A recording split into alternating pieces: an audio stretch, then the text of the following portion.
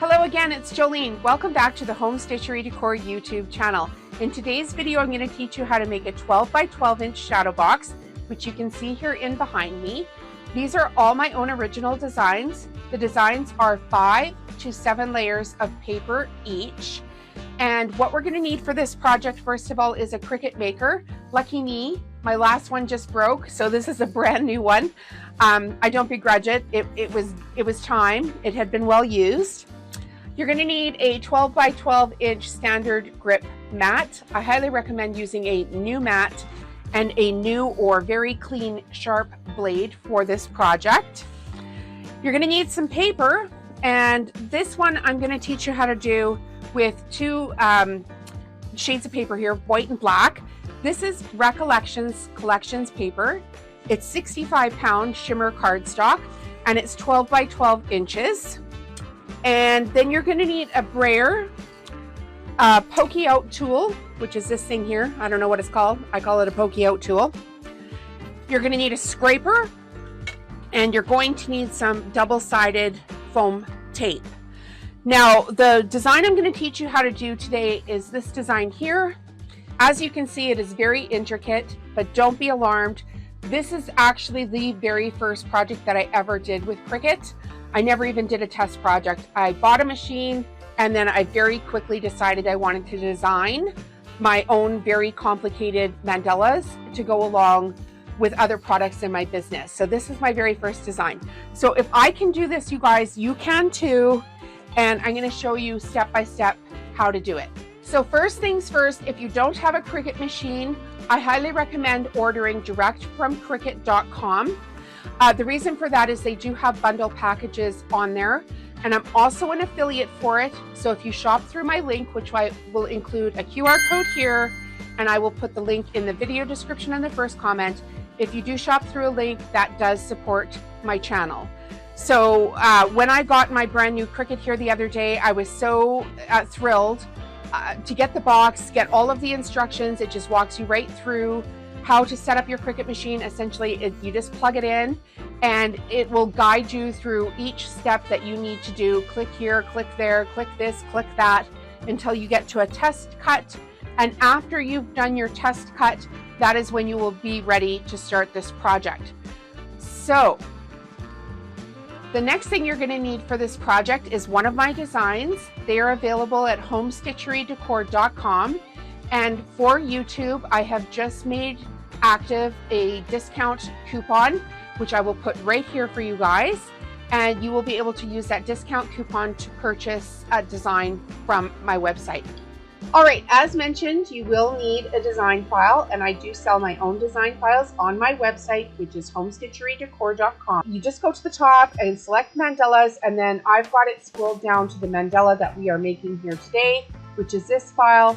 As mentioned, I put a coupon code in the video at the beginning of the video for you to use to purchase these, and you just add it to cart, and in a minute on your screen will pop up your files are ready to download. Now, if by chance you missed that screen, go and check your email, check your spam folder. Within 5-10 minutes, the files will show up there, and you will be able to download your files.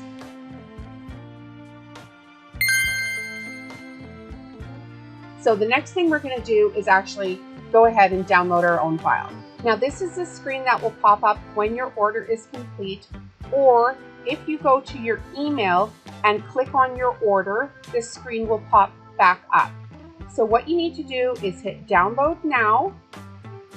And then I'm on a PC, so my download is actually coming. You can see my little blue circle up here in the corner of my screen.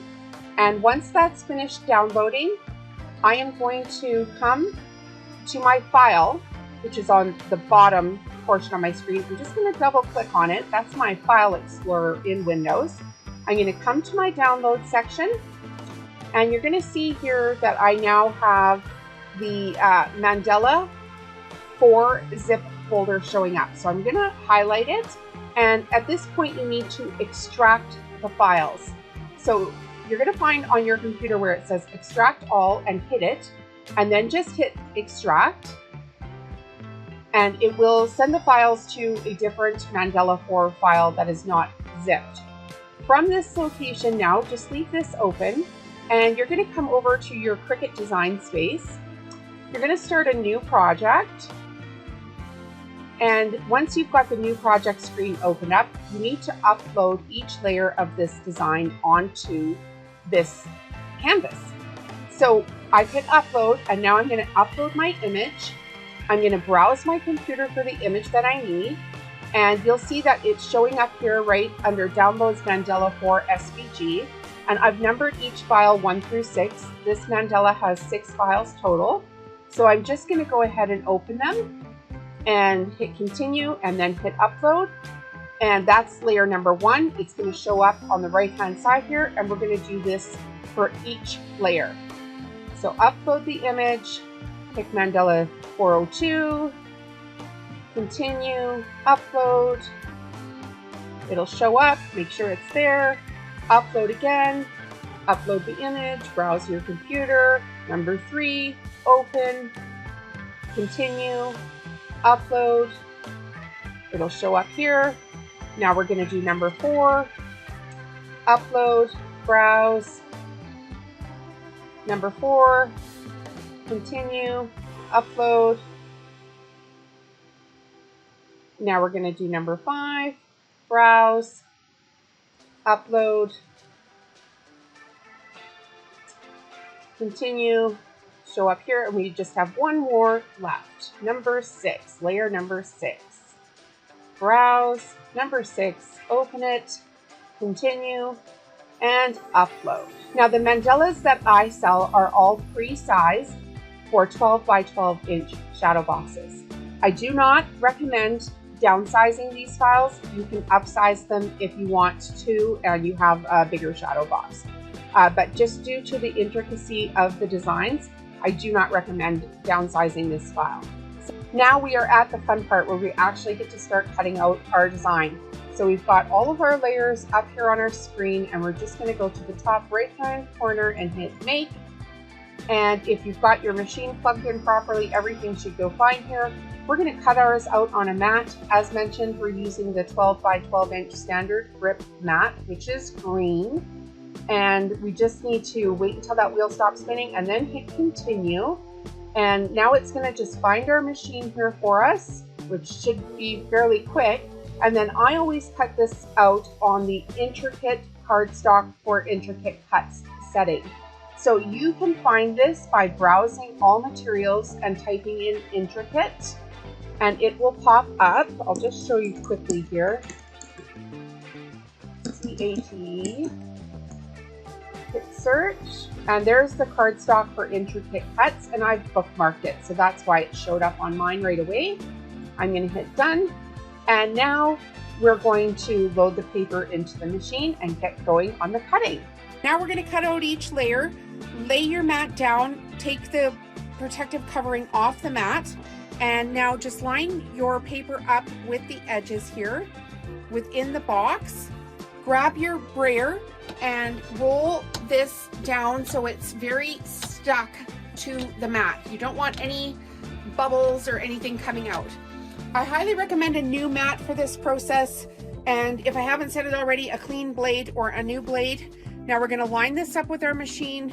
Make sure that you have it stuck in underneath these little protective catches here, and we're just going to hit our first button here to insert the paper through to the machine. It's going to do some thinking, and then it's going to start cutting. So as soon as it's done this thinky thing, this other arrow is going to start flashing, and once this arrow starts flashing, you're going to hit it. Now you can cut this once or twice depending on how your machine cuts. With this intricate cut, I often cut these mandalas twice before I peel them back from the mat.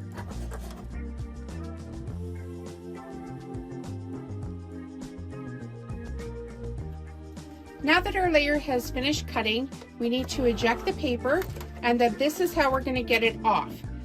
Flip your mat upside down so your paper is now facing your table, and then ever so gently start pulling your paper down facing the flat table and pulling your design carefully off the mat.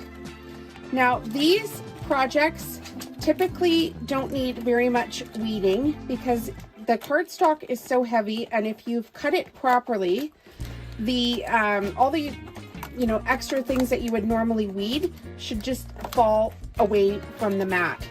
So you want to do this gently rolling the mat back, making sure you've got a very good grip on this mat in behind you so it doesn't whip forward, and gently removing the design as you go as to not rip the design as you're doing it.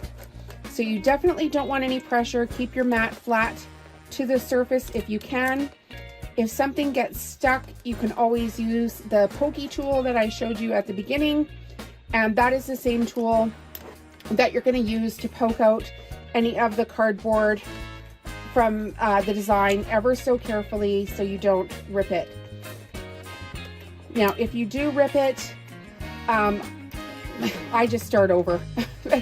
I want a really high-end product when I'm done, so I do just start over with this. Now I sell these at my farmers markets all the time for over $100, and if you put out a quality product and take your time doing it, you can get the same results as well, just depending on the market that you're selling to. So of course, if you live in a lower income community, you might want to consider setting up your farmers market booth in a neighborhood that has more affluent customers, and that way you'll make more money. All right, so here we go. It is away from the mat. This is what the mat looks like now, and we can take the scrap away and we are left with this design. So we're just going to repeat this process for all of the layers. I just want to showcase that this layer in particular is very hard to get perfect. So what I do is I pull it away from the mat until it looks like this, and then I pull it over and just kind of give it a few flicks with my finger first before I grab my pokey out tool and ever so gently start removing the extra from the inside of the design. So this one is a little more particular. Now that you're done cutting, your layers will look like this. There's 1, 2, 3, 4, 5, 6. So you'll need to line up your points and assemble the layers. I prefer to assemble them with double-sided foam tape because I find that gives it more depth. You can, however, buy this Barely Art.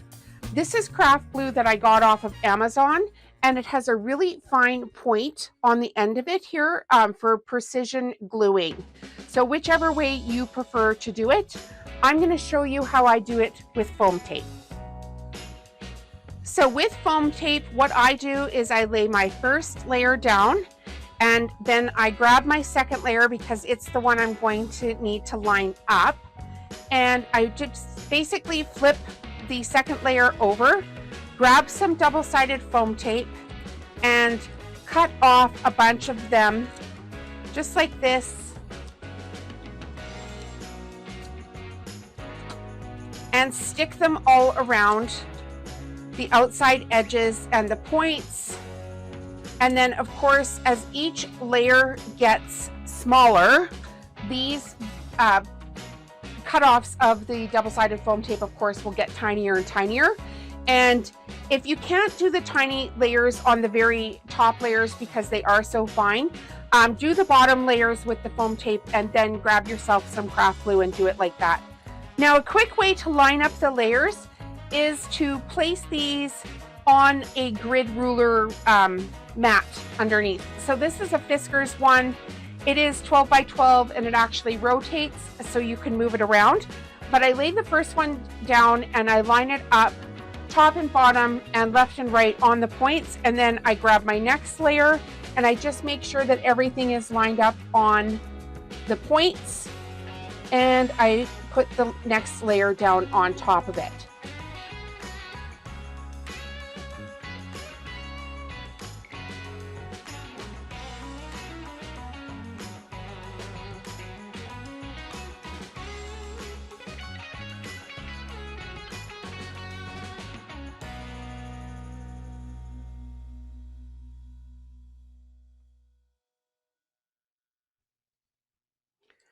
Perfect. Now this is what your mandala will look like finished. And now you need to frame it and put it in your shadow box. So I'll show you how to do that. First, what you're going to need is an opposing color that will make your design stand out. So if you recall, I'm doing black and white, black and white. So when I put this one down, it needs to have a white background in order for this to pop. I guess that's all just preference, but that's what I prefer to do.